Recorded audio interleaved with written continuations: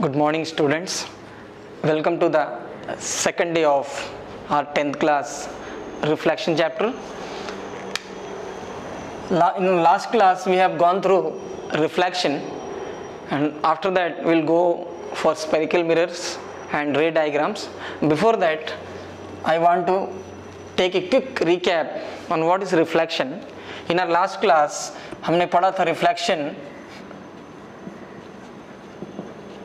is the bouncing back, B-O-U-N, bouncing back of light by any object. When light is falling, जब प्रकाश किसी वस्तु पे गिरता है वो वस्तु उसको वापस कर देता है. तो बाउंसिंग बैक या वापस आने का जो प्रोसेस है उसको हम बोलते हैं रिफ्लेक्शन. और this is the reason, because of reflection only we can see objects. इसमें दो लॉ थे. First one was the incident ray, reflected ray and normal was in the same plane.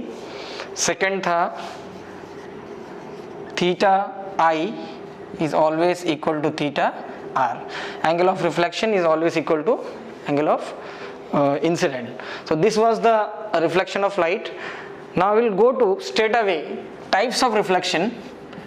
हालांकि ये बहुत important नहीं है आपके लेसन में, फिर भी आपको जानना ज़रूरी है कि रिफ्लेक्शन कितने प्रकार के होते हैं. उसमें सबसे पहला आएगा स्पेकुलर रिफ्लेक्शन, या हिंदी में अगर बोलेंगे तो चमकीला परावर्तन. यानी कि जो साइनी सरफेस होते हैं, स्पेशली ग्लासेस, जो शीशा, मैंने दर्पण के बारे में बोला था, मिरर, जो मिरर्स होते हैं ये जो है हमेशा स्पेकुलर रिफ्लेक्शन देते हैं. यानी कि जो रिफ्लेक्शन एकदम क्लियर हो, जिसकी पिक्चर एकदम क्लियर हो, वो स्पेकुलर रिफ्लेक्शन की कैटेगरी में आता है. और ये ज़्यादातर जितने मिरर्स हैं ये देते हैं. लेकिन इसमें एक बात मैं आपको बताना चाहूँगा, 100% रिफ्लेक्शन दुनिया में कोई भी चीज़ नहीं दे सकता. मैक्सिमम रिफ्लेक्शन 95% केवल प्लेन मिरर में है. प्लेन मिरर, इसके अलावा दुनिया की कोई भी चीज 95% तक रिफ्लेक्शन नहीं दे सकती. इसके पीछे एक रीजन है दोस्तों. What is the reason?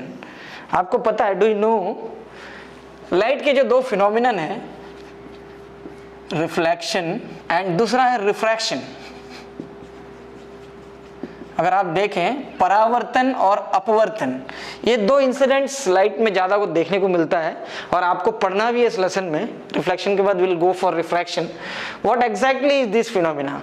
Reflection, you know, it's a bouncing back of light from any object. कोई भी ऑब्जेक्ट जब लाइट को बाउंस बैक करता है तो रिफ्लेक्शन होता है, जिसके दो नियम हैं और जिस वजह से हम वस्तुओं को देख पाते हैं. दूसरा refraction is bending of light. Light जब एक लाइटर मीडियम से रेयरर मीडियम से डेंसर मीडियम को जाता है, यानी कि जो हल्का मीडियम है, जैसा एयर है, एयर से जब ये वाटर में प्रवेश करता है तो वाटर एयर से ज़्यादा डेंसर है, और सॉलिड या ग्लास उससे ज़्यादा डेंसर है. तो जब लाइट एक रेयरर मीडियम से, रेयरर यानी कि हल्का सरल, एक होता डेंसर यानी कि घना, तो जब लाइट रेयरर मीडियम से डेंसर मीडियम में एंटर करता है तो वो अपना नॉर्मल का तरफ बेंड हो जाता है. तो ये बेंडिंग पैटर्न को हम बोलते हैं रिफ्रैक्शन. यहाँ पे मेरा रिफ्रैक्शन तो हम अगले टॉपिक में पढ़ ही रहे हैं डिटेल में. उससे पहले, before that, why even plane mirror reflect only 90%? ये 5% कहाँ जाता है, ये बहुत ज़रूरी है आपको जानना. रिफ्लेक्शन और रिफ्रैक्शन दोनों एक साथ होते हैं, है ना मज़ेदार बात. लेकिन हमको अलग अलग पढ़ाया जाता है. मैंने भी अलग अलग ही पढ़ा था. इसको जानने से पहले मैं एक छोटा सा डायग्राम बना के आपको दिखाना चाहता हूँ. If you see a mirror, suppose this is a mirror, plane mirror की बात कर रहा हूँ. आप देखेंगे every mirror has some level of thickness. उसमें एक मोटाई होता है. ग्लास अगर आप देखेंगे तो अगर ये मिरर है इसके तरफ में पेंट है, ये शाइनी है और ये जो है रफ है। तो ये जो एक रफ साइड है ये थिकनेस के पीछे होता है। तो थिकनेस वजह से जैसे इसमें लाइट जब अगर आप इसमें देखेंगे लाइट रे गिरेगा तो अब यहाँ से ये लाइट रिफ्लेक्ट होगा, ये तो आपने पढ़ा है। बट जब ये लाइट यहाँ पॉइंट को टच करता है आप देखेंगे यहाँ से लाइट जो है बेंड होके नीचे को आएगा। ये जो बेंडिंग है बेंड होके आएगा, फिर सेकंड सरफेस से रिफ्लेक्ट करेगा। अगर आप देखेंगे इस तरह के रिफ्लेक्शन होते रहते हैं। जब ये लाइट एंटर करता है तो 100% वापस नहीं जाता, प्लेन मिरर की बात कर रहा हूँ, ये 95% वापस जाता है। ये जो 5% का डिफरेंस आ रहा है ये डिफरेंस रिफ्रैक्शन की वजह से आ रहा है, इसको बोलते हैं रिफ्रैक्शन। यानी कि इस पॉइंट से, नॉर्मल पॉइंट से लाइट अंदर को बेंड होता है क्योंकि उसका थिकनेस है, उस थिकनेस के अंदर वो ट्रेवल करता है। उसके बाद फिर एक सेकेंडरी रिफ्लेक्शन देता है, इसको बोलते हैं सेकेंडरी रिफ्लेक्शन। सेकेंडरी रिफ्लेक्शन, ये प्राइमरी रिफ्लेक्शन। तो इस तरह से ये सब्सिक्वेंट रिफ्लेक्शन होते रहते हैं। तो ये जो बेंडिंग ऑफ लाइट है रिफ्रैक्शन, जिसके वजह से चीजें 100% रिफ्लेक्शन नहीं दे सकती। Only plane mirror can give 95% reflection, otherwise बाकी चीजें उससे कम देती है। ये जब समझने के लिए, since this both phenomenon took place और taken place simultaneously, ये अलग अलग नहीं है, एक साथ ही होता है। बट हम स्टडी कर रहे हैं रिफ्लेक्शन के लिए तो we will concern with reflection now. तो फर्स्ट टाइप का रिफ्लेक्शन जो मैंने आपको बताया था वो था, रिफ्लेक्शन 3 प्रकार के होते हैं। पहला था स्पेकुलर रिफ्लेक्शन, इसको हम रेगुलर भी बोल सकते हैं, रेगुलर रिफ्लेक्शन भी बोल सकते हैं। हिंदी में जैसा मैंने बताया चमकीला। अगर एक प्लेन मिरर में आप रिफ्लेक्शन देखिए, आप आईना में, शीशा में जब अपना आप इमेज देखते हो तो एकदम क्लैरिटी के साथ देखते हो। तो जो इमेज, जो रिफ्लेक्शन एकदम क्लियर होता है उसको बोलता है स्पेकुलर रिफ्लेक्शन या रेगुलर रिफ्लेक्शन। सिंपल सा एग्जांपल है, ग्लास मिरर में जो भी रिफ्लेक्शंस होते हैं वो इस कैटेगरी में आते हैं। सेकंड इज इर्रेगुलर रिफ्लेक्शन, इसको हम बोलते हैं डिफ्यूज्ड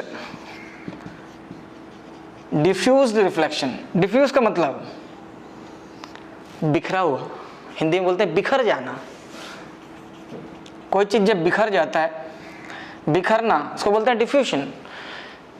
जब आप देखेंगे कोई इर्रेगुलर सरफेस है, मान लीजिए इस मिरर को ही, मान लीजिए यही मिरर है, इस मिरर में अगर गंदगी जम जाए, डॉट्स आ जाए, सरफेस खराब हो जाए, यानी कि इसकी पीछे की पेंटिंग अगर खराब हो जाए तो आपको देखिए उसमें धब्बे दिखाई देंगे, स्पॉट्स दिखाई देंगे। तो जब लाइट इस पे गिरेगा तो ये जो रिफ्लेक्शन होगा ये क्लियर नहीं होगा। इसके अलावा और भी नॉन शाइनी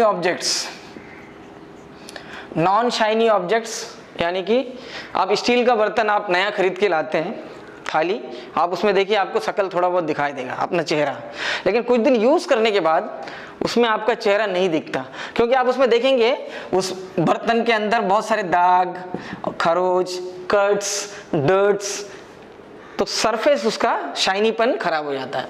तो जो सरफेस कम शाइनी होता है, दो surface which have less shine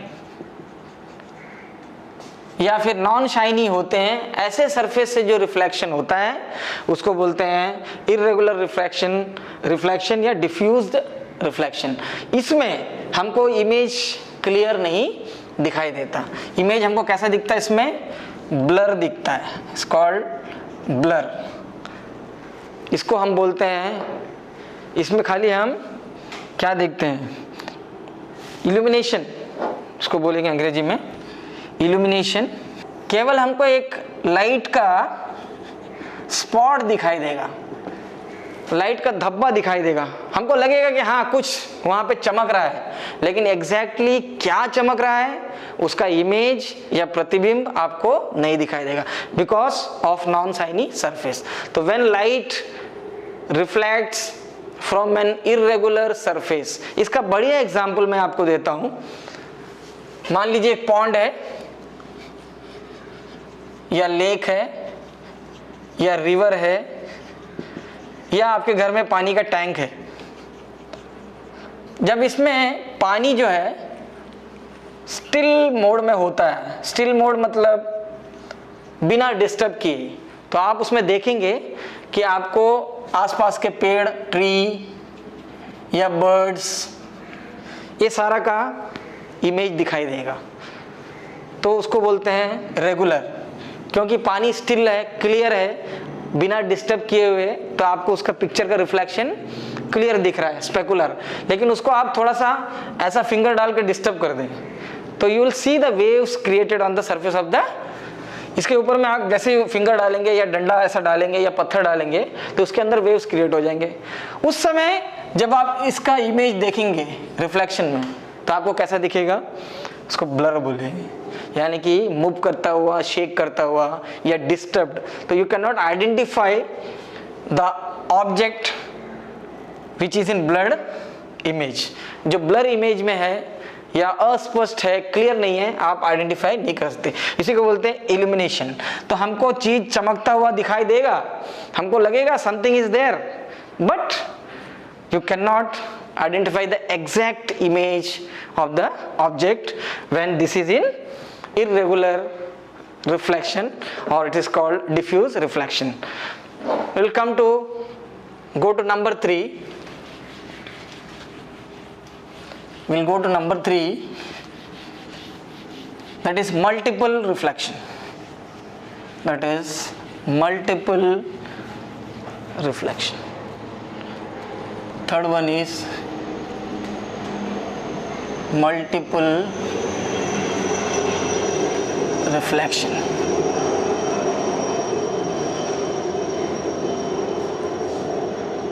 पुनः परावर्तन। पुनः परावर्तन, अगर रिफ्लेक्शन कंटिन्यू होते रहे एक के बाद एक नॉन स्टॉप, तो उसको हम बोलते हैं मल्टीपल रिफ्लेक्शन। ऐसा reflection, the process of reflection in which the reflection takes on continuously till the intensity of the light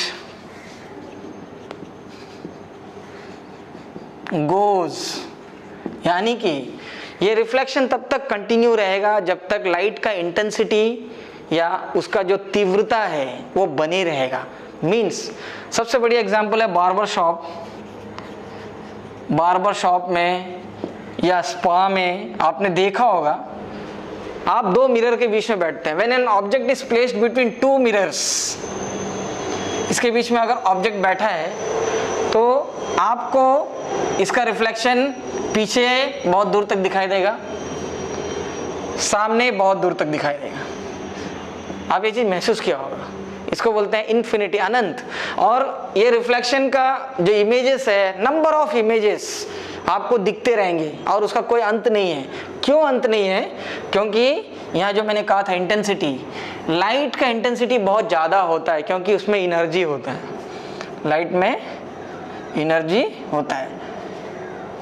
जहाँ तक लाइट ट्रेवल कर सकता है उसके पास इंटेंसिटी ज़्यादा है तो आपका इमेज अच्छा होगा।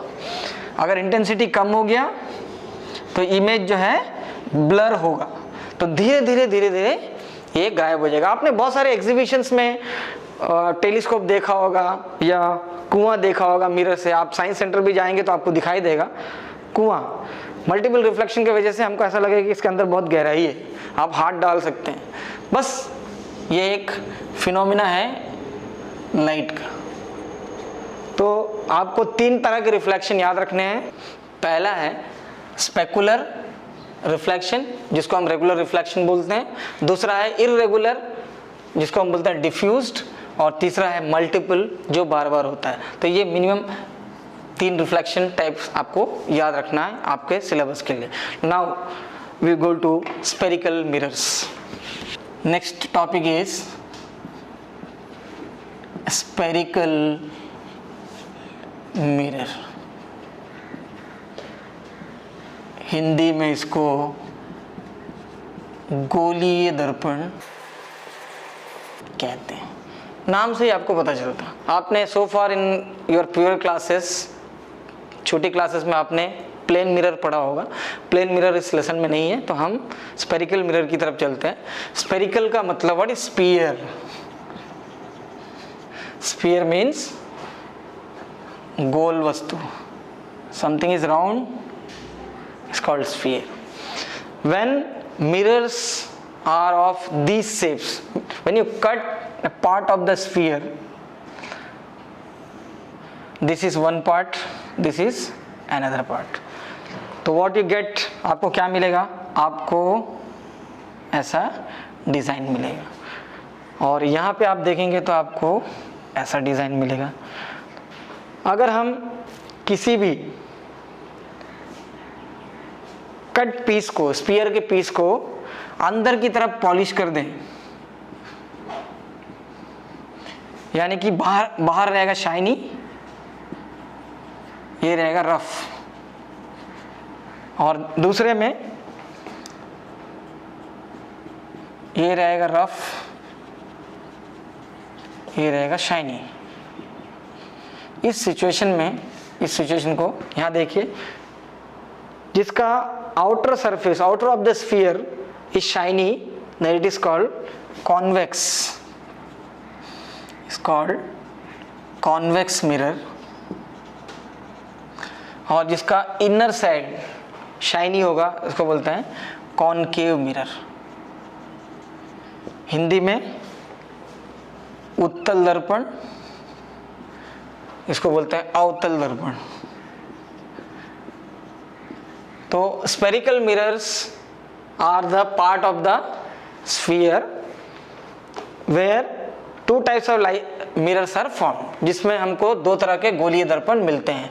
एक होता है उत्तल, यानी कि तल उठा हुआ, जैसा हमारा पेट होता है वैसे ही। इसका देखिए शाइनी सरफेस बाहर को है। अगर इसका हम दूसरा तरीके से इसका चित्र बना के दिखाएं तो आपके लिए ये मिरर ऐसा दिखेगा, और इसमें देखेंगे तो आपको ये मिरर ऐसा दिखेगा। तो जो पेंटेड पार्ट है वो इस तरफ है, इसमें जो पेंटेड पार्ट है वो इस तरफ है, शाइनी बाहर में। तो आप देखेंगे दोनों में कर्व है, एक बाहर को निकला हुआ, एक अंदर को दबा हुआ। ये आप स्पून में देख सकते हैं, एल्युमिनियम का स्पून है या स्टील का स्पून आप नया खरीदेंगे तो आप स्पून में देखेंगे, चम्मच का जो गोलाई है से आप कंपेयर कर सकते हैं। उसको आप पलट के आप देखेंगे तो उसमें आपको कन्वेक्स मिरर वाला कंसेप्ट दिखाई देगा। जब अंदर को देखेंगे तो अंदर का जो गर्थ है, गहराई है, वो आपको कनकेव वाला पैटर्न दिखाई देगा। तो convex and concave mirrors are called spherical mirrors. ये दोनों ही गोलीय दर्पण के उदाहरण होते हैं। आपके लेसन में यही दोनों हैं, इस दोनों के बारे में हमको पढ़ना है, और इसमें कितने प्रकार के इमेजेस बन सकते हैं डिफरेंट पोजीशन पे, और इसका मिरर फॉर्मूला क्या है, हम सवाल कैसे हल कर सकते हैं, यही इस लेसन में हमको देखना है। तो अभी हम चलते हैं रे डायग्राम पे। आपने देख लिया जस्ट एग्जाम्पल के लिए कन्वेक्स मिरर और कनकेव मिरर, किस तरह से ये स्फीयर के हिस्से हो सकते हैं, या आप इसको डायरेक्ट भी आधा कर दें तो कोई दिक्कत नहीं है। अगर आप इसको फुल आधा कर देंगे तो भी, मैंने तो आपको समझाने के लिए एक पार्ट दिखाया, अगर आप इसको हाफ कर दें तो एक हाफ अंदर को शाइनी होगा, एक हाफ बाहर को शाइनी होगा। तो ये हो गया कन्वेक्स, ये हो गया कनकेव। अब हम चलते हैं रे डायग्राम। किसको बोलते हैं रे डायग्राम? चलिए हम देखते हैं रे डायग्राम ऑफ स्पेरिकल मिरर्स। रे डायग्राम को हिंदी में बोलते हैं किरण आरेख। किरण आरेख हमको जानना है।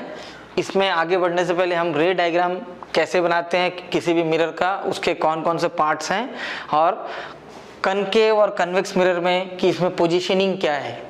तो जब भी हम दो मिरर की बात करते हैं, कनकेव मिरर मैंने अभी भी कहा था, जिसका अंदर साइड शाइनी है और बाहर रफ है, और इसको इस तरह से हर मिरर को हम इसलिए दिखाते हैं, असल में इसमें बाल नहीं लगे होते हैं, ये बाल नहीं है, बट ये समझने के लिए है कि ये रफ सरफेस है, ये रफ है और ये भी रफ है, बार बार इसको एक बार आप समझ लीजिए। इसको आप जो है ऐसा पेंट करके भी दिखा सकते हैं, बहुत सारे फिगर्स में, चित्रों में आपको पेंट भी मिलेगा मोटा सा समझने के लिए।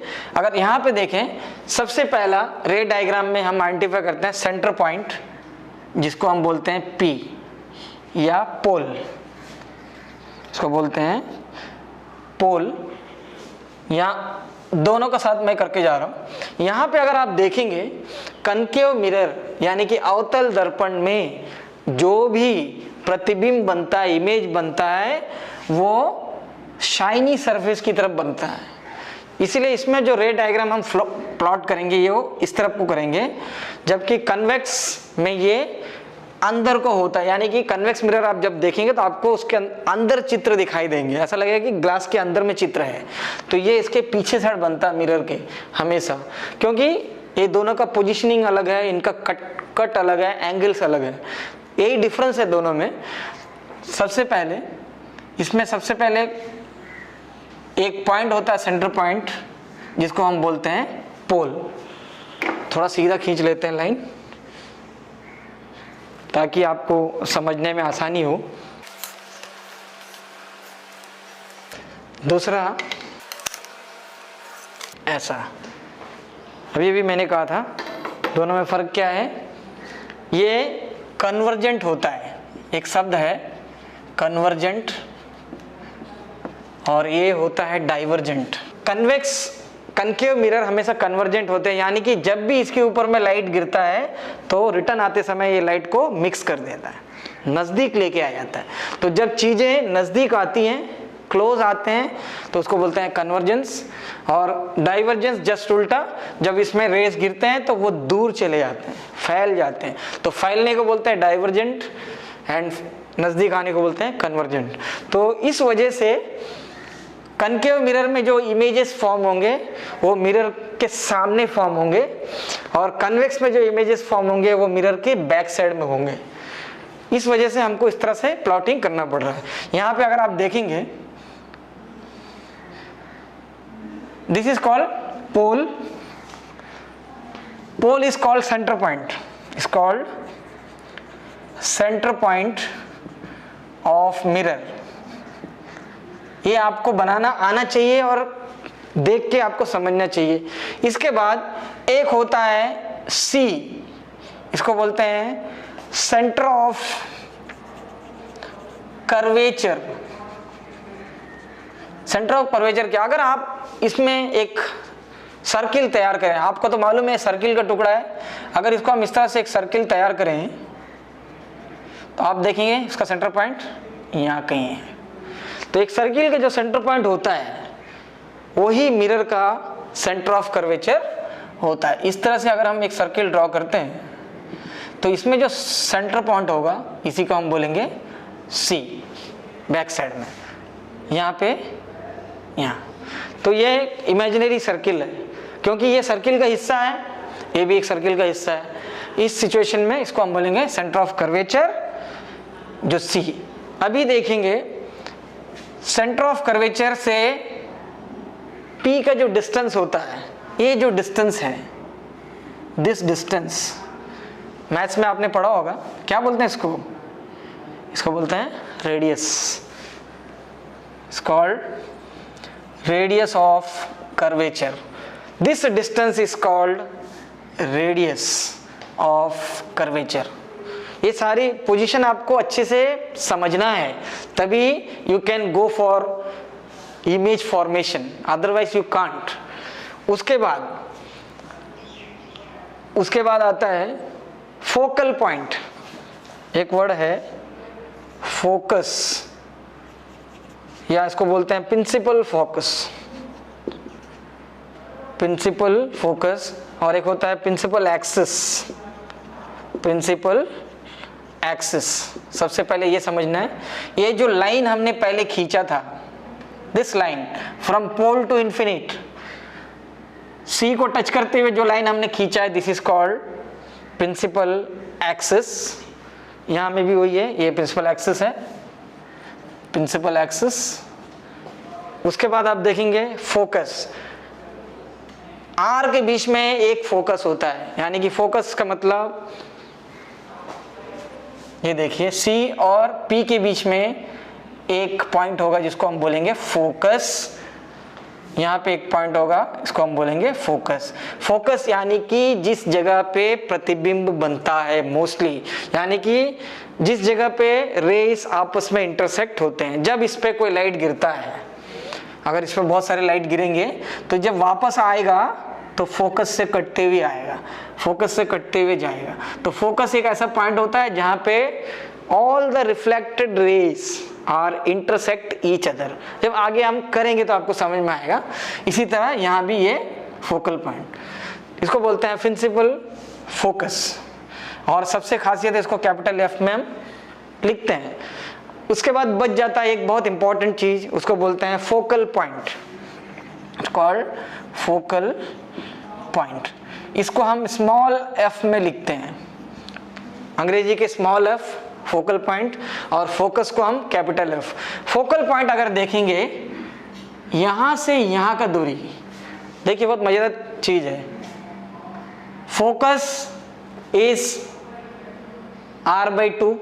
अगर हम फोकस की बात करते हैं, फोकस होता है r/2 और फोकल लेंथ होगा, तो इसके बीच का दूरी, ये जो डिस्टेंस है, this distance is called focal length. This distance is called focal length. यहां से यहां का दूरी को बोलेंगे फोकल लेंथ। इसका मतलब एक आर में कितने फोकल लेंथ हो गए? एक आर में 1 2 3 4, यानी कि एक फोकस में 2 फोकल लेंथ। तो हमेशा फोकल लेंथ 2 फोकस के बराबर होता है। इसमें सवाल है, आगे हम जाके करेंगे। तो ये डिफरेंसेस पोजीशनिंग की आपको मालूम होनी चाहिए। दिस इज कॉल्ड रे डायग्राम, इसको बोलते हैं रे डायग्राम। जब हम इसमें रेस प्लेस करेंगे इस तरह से, अगला एक डायग्राम बना के मैं आपको दिखाता हूं, या आप खुद भी प्रैक्टिस कर सकते हैं। तो आपको बहुत इंपॉर्टेंट है रे डायग्राम में मिरर की पोजीशनिंग।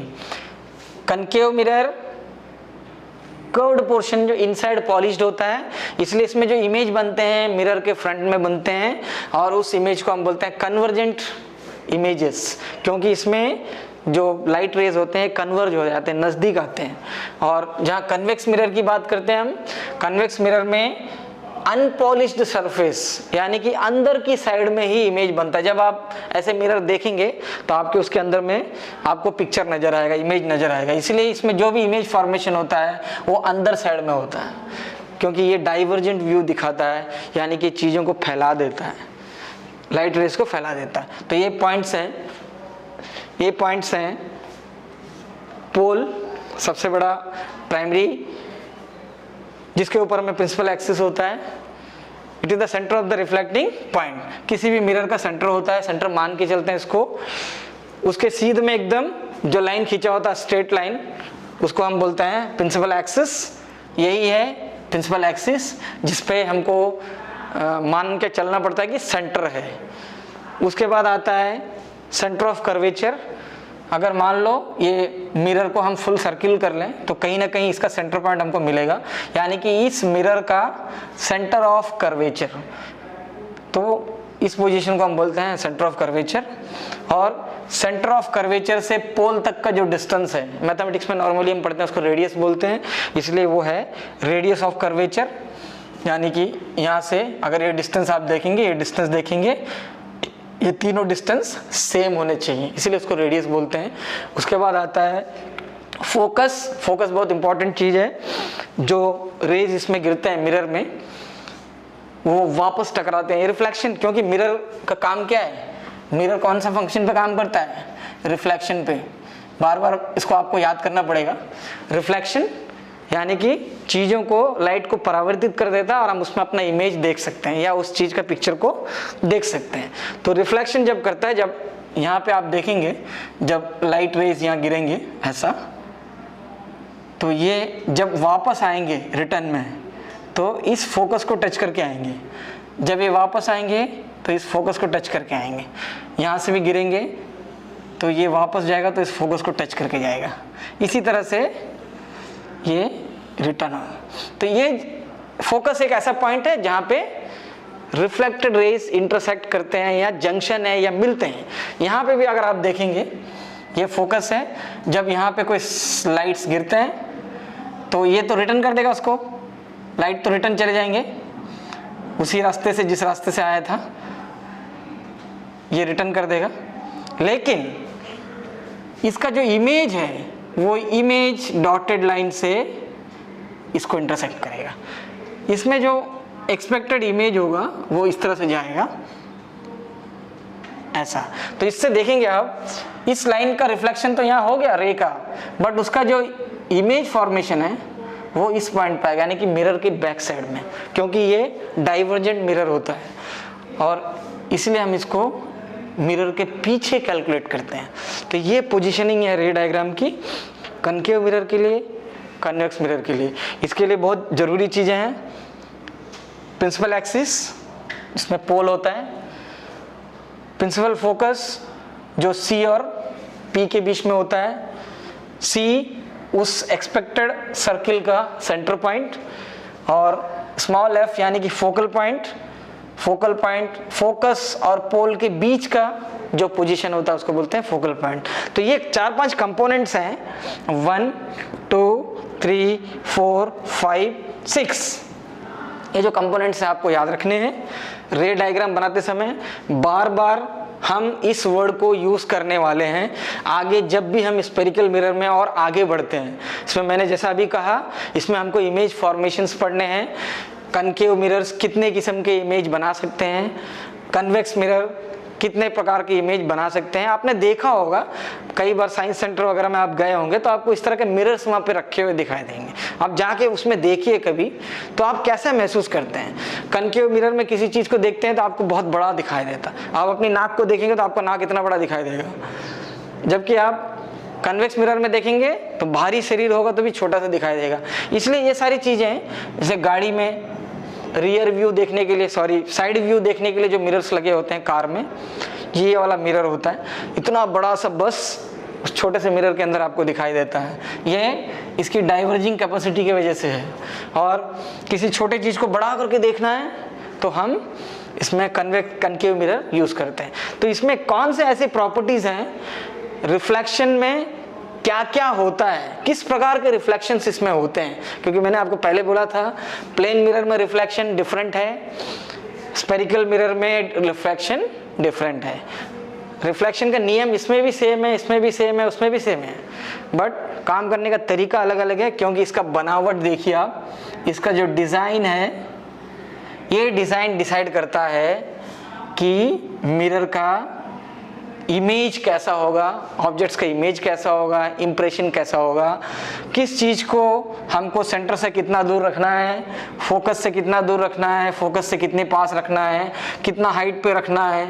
तो ये सारी चीज़ें डिसाइड करती हैं कि मिरर में इमेज कैसे बनता है। So this is about ray diagram. ये ray diagram is nothing but the traces of path. Just एक डेफिनेशन में लिख देता हूँ छोटा सा। रे डायग्राम क्या है, अगर आपको पूछा जाता है व्हाट इज रे डायग्राम, रे diagram is nothing, it traces the path of light और light rays, जो भी है, a person observe। आप किसी भी मिरर में किसी इमेज को ऑब्जर्व करते हैं तो उसके रास्ते कैसे हैं, लाइट कहाँ से जाता है, कितनी दूरी से जा रहा है, कितनी ऊंचाई से जा रहा है, और किस प्रकार का इमेज बन रहा है, ये सारे चीज़ को जो स्टडी करने का एक आउटलाइन है, उस आउटलाइन को हम बोलते हैं रे डायग्राम या किरण आरेख। तो इसको हम स्ट्रेट लाइन, लाइट रे को एरो करके हम दिखाते हैं, आपको पता है, स्ट्रेट लाइन को हम ऐसा करके दिखाते हैं। ये सारे सिंबल्स हैं जिसके वजह से हम ये डायग्राम बना के आपको समझा सकते हैं कि एक्चुअली में जब इमेज बनता है स्पेरिकल मिरर में, चाहे कनकेव हो या कन्वेक्स हो, तो किस तरह से बनता है।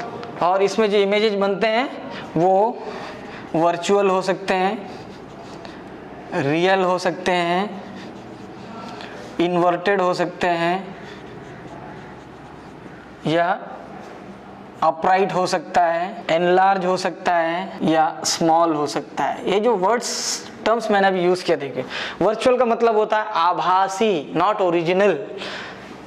हिंदी में बोलते हैं आभासी, जो हमको आभास होता है।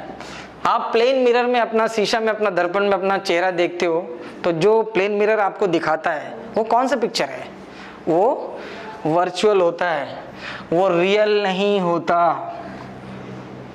और वर्चुअल की हम क्या कर सकते हैं, इंप्रेशन नहीं बना सकते हैं। वर्चुअल जो इमेजेस होते हैं उसके इंप्रेशन नहीं बनते हैं। इसके बारे में आगे डिटेल में कभी मौका मिलेगा तो आपको बताऊंगा।